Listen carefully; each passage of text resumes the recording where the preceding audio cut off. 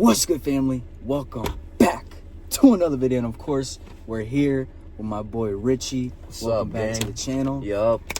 We just finished watching Becoming Led Zeppelin in theaters.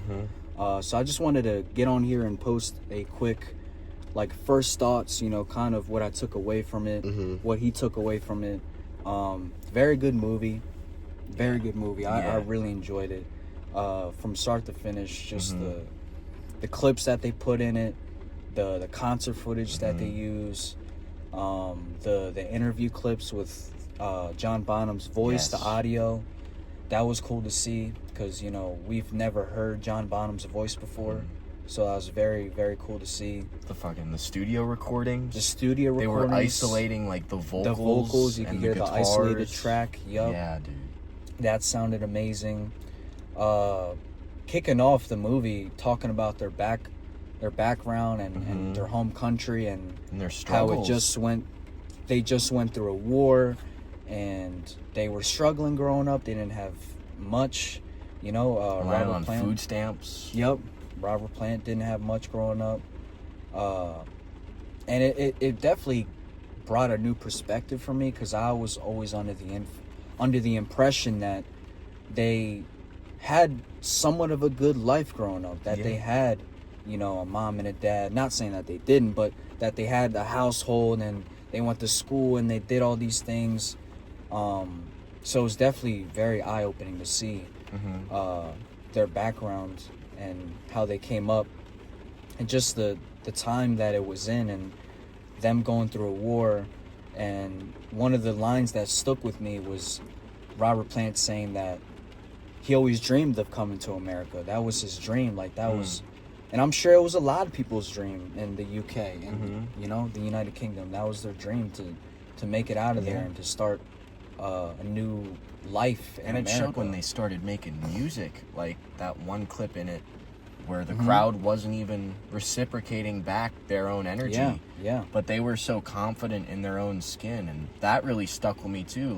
Robert Plant was dancing like he always does, and Jimmy was just playing the guitar like he always does, and John Bonham fucking flailing on the drums. It's all energy, and that's all they cared about was energy and their own confidence. They didn't care about the crowd. They didn't care about other people's opinions. They told people, hey, stop looking at the magazines, stop looking at the fucking newspapers, and just come watch us perform. Come watch us live and feel that energy for yourself, so you could base your own judgment. 100%. And the other line that stuck with me was, I believe it was Jimmy Page, talking about his Telecaster and how it felt like a portal, and that it gave him the freedom that he always dreamt of having in his home country.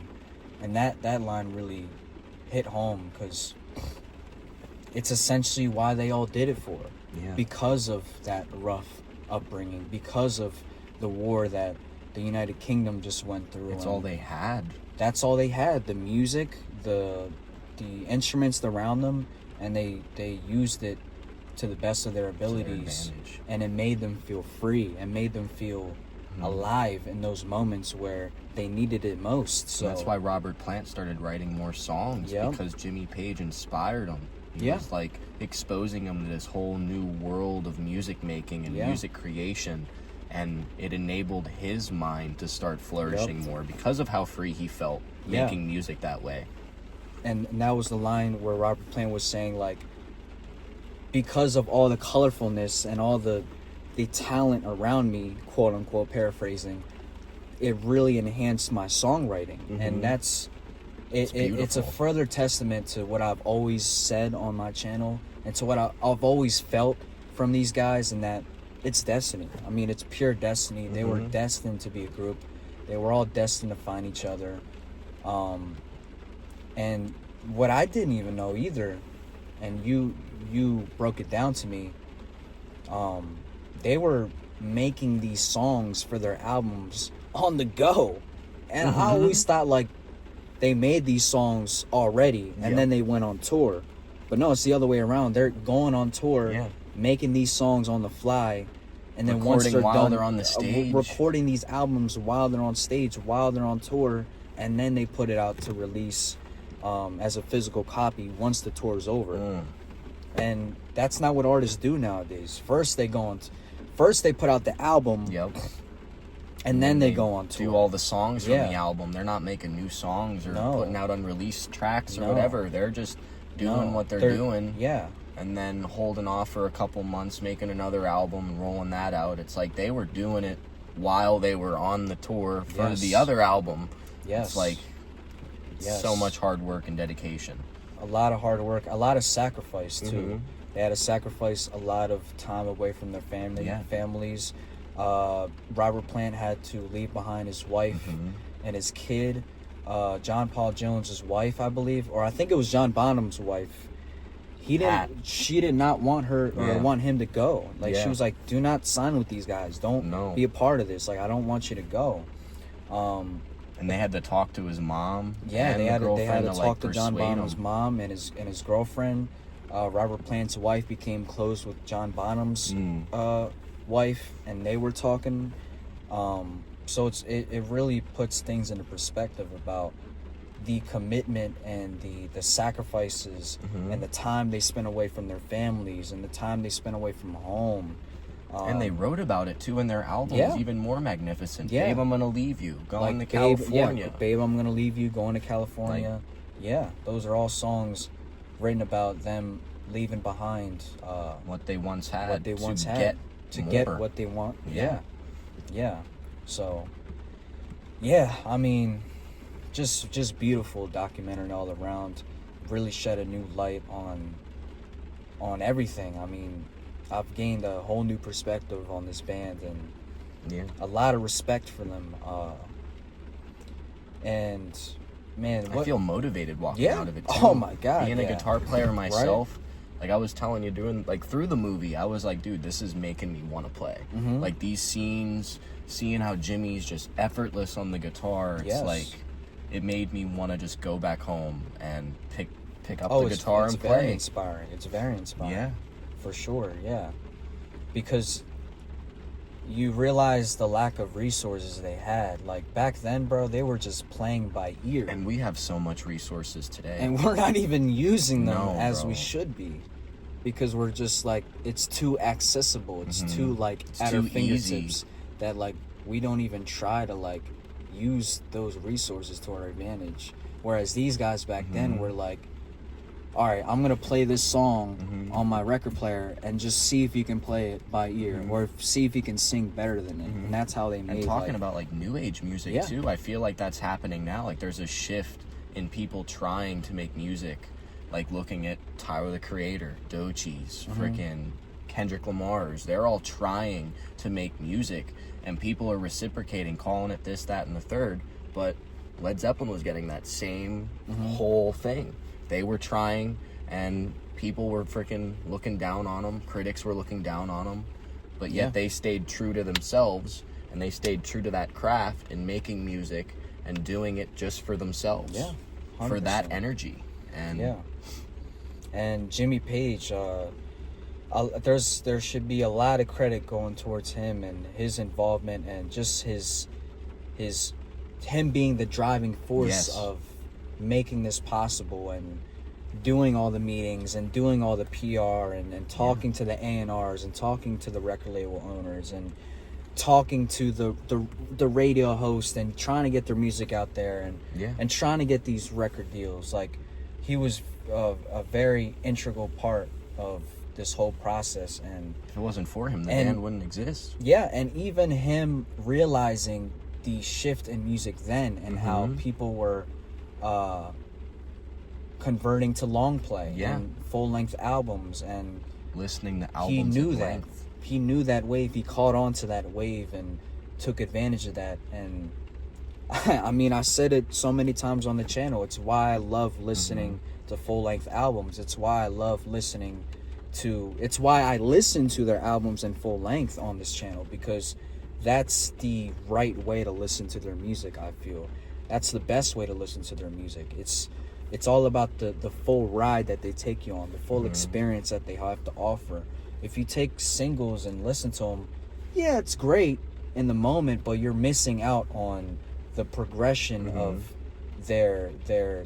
evolution as artists through these songs. You don't really get to hear the improvement from song to song to song, and yeah, I mean, it shows the uniqueness of the artist too. If they're just dropping single after single and then an album that's relying on those singles to boost publicity, or you're just dropping an album and then you're dropping another album and then another album, it's like you could see the work ethic and differences in the music creation. Yeah. Than just relying on a single and dropping that and then basing the album off of a single. And that publicity from the single, like you're basing your whole publicity off the whole album because people are listening to the entire project, and that's awesome. Yeah. It's a whole good thing. Yeah. To, like, see and then have them feel motivated about it. Yeah. 100%. Yeah, I mean, I feel like we covered all bases. Do you have any other thoughts that you add on to that? Anything that stood out to you? Anything that you want to, chime in on? Knowing that Jeff Beck was the one who gave him his Telecaster. Yeah, that was pretty cool to know. Pretty big thing. I don't personally know much about Jeff Beck, but he was definitely very surprised to hear that. I mean, and that's crazy too. Just the fact that they've brushed shoulders with so many greats. Doing the sessions. The what's his name? Peter. What's that guy's name? Albert. The lead singer for Pink Floyd. Oh, Roger Waters. Roger Waters. Yeah, like brushing shoulders with him. Brushing shoulders with Ted. Man, it's not coming to my. The lead singer that they wanted before Robert Plant. I forget his name. Ted something. I don't know. But just the fact that they've crossed paths with so many great artists before they became a thing, and how they got so much inspiration from these artists and help from these artists, and like even John Bonham knew another drummer from another band, and that band took Led Zeppelin under their wing and helped them like get parts and get acts on their shows, and get familiarized with the UK audience that they weren't getting to originally. Yeah. And then when they started touring in the US, that's when these bands in the UK noticed them, and they were like, okay, we'll join you and we'll try to freaking make you into something. For sure. No, but yeah, I mean, that's another thing that really stood out to me, seeing the way that the crowd responded to them in the UK versus how they responded to them in America. That's something you guys mentioned a lot in my comment section, how they weren't really respected in the UK. Nobody really understood what they were. Nobody really understood what they were bringing to the table. But America did, because America was like the hippie era during the time. And that's where bands like Traffic and Pink Floyd utilized that as well, and they mitigated over the Americas to America because they knew the hippie generation was leading that new wave of rock and roll. Because, being honest, it was a lot of drugs and alcohol, and there was no phones back then. It was all energy created through having fun and partying and being out there listening to that music. And kind of raving in that little area where you're at, MSG, the Fillmore, freaking wherever you're at in that venue, you're Nebworth, just Earl's Court, they're wherever. just vibing, and they're just being Whiskey A Go-Go, they're just being their own crowd, and they're being special and unique, and they craved and they found their little niche in that crowd. And the crowd just fell in love with them. It's amazing. It's amazing. And seeing how they were willing to learn different instruments as well. Primarily saxophone. Jimmy Page and the other members as well. I'm not going to exclude any of them, because Robert Plant wanted to learn harmonica. JPJ, I believe, learned the keys, and Bonzo was willing to expand on all parameters when it come to drumming. But that was also important to know too, because, as a musician, I'm not saying I am, but as somebody who wants to be a musician or who wants to play these instruments, and even for beginners, for anybody who wants to learn instruments, that's something important, like being able to learn different instruments and being able to take on that challenge of, okay, I'm used to playing an acoustic, but let me try an electric now. Yep. Or let me try bass guitar now. Or let me try, you know, whatever. Like, 'cause that's what makes you unique. that's what really makes you reach your full potential when it comes to music. And they took advantage of that, and they did just that. And I mean, it showed in their music, from Led Zeppelin 1 to Led Zeppelin 2, from 3 to 4, all the instruments, all the sounds. It got more cinematic. The gongs, the harmonicas, the steel guitar, the pedals, and it goes everything. back the into keys, then Robert Plant doing songwriting more, and it showed in his later albums. Yeah. Like, it definitely improved, and the band started feeling themselves because of that energy that they were creating. Yeah. All the time on tour, all the time in their concerts, all the time in the studio. Yeah. They were creating the same energy wherever they were, however they were, and manifesting that into their music. Yep. 100%. So yeah, I think we'll leave it at that. I feel like we've covered pretty much everything. I don't think we left any stone unturned. I'm sure there'll be something that we left out that you guys will mention in the comments. Feel free to let us know what you guys think that in the comment section below. Do you guys agree with what we're saying? Do you guys feel and see a lot of the same thing that we saw from that movie? If you watch the movie, what do you think? And all that good stuff. Feel free to leave comments.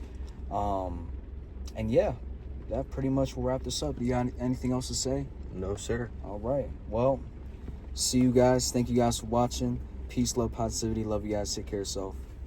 Peace.